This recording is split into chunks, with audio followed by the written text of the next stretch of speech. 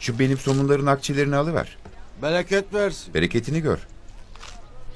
Beyim, burada fazla akçe var.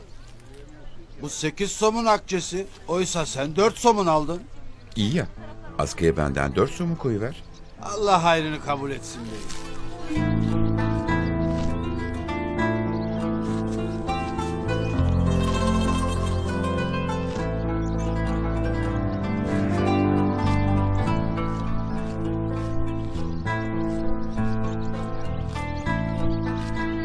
Askıda ekmek, anlatmak da bitmeyecek Osmanlı'nın güzel adetlerinden bir tanesidir.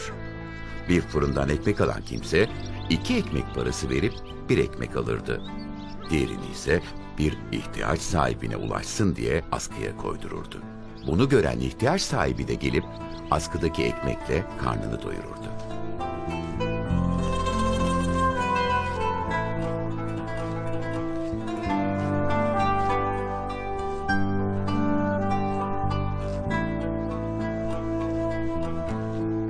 Buyur bacım. Somun mu istedin? Şey,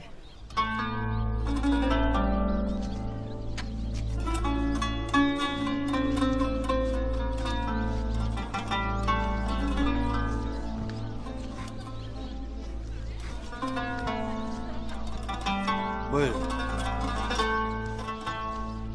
4'ü bana fazla beyim. 2'si bana kafi. Var 2'sini de başkasına ver.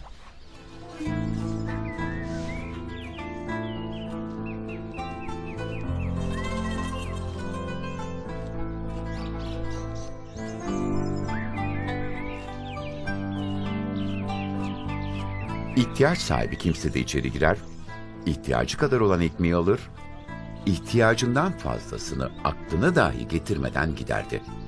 Bu adetin en güzel yanlarından biri ise dün ihtiyaç sahibi olup bugün halini düzeltenler o günlerini unutmaz, fırından ekmek alırken bir de askıya ekmek yazdırmayı ihmal etmezlerdi.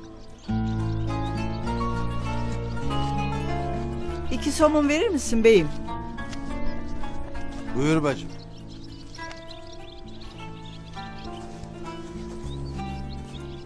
İki somun da askıya koyuverirsin. Allah hayrını kabul etsin bacım.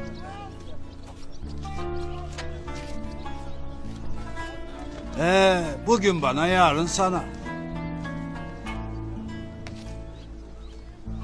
Komşusu açken kendisi tok yatan bizden değildir buyurulmuş. Bunu kendine şiar edinmiş bir toplumun erdemine en büyük örneklerden biridir askıda ekmek.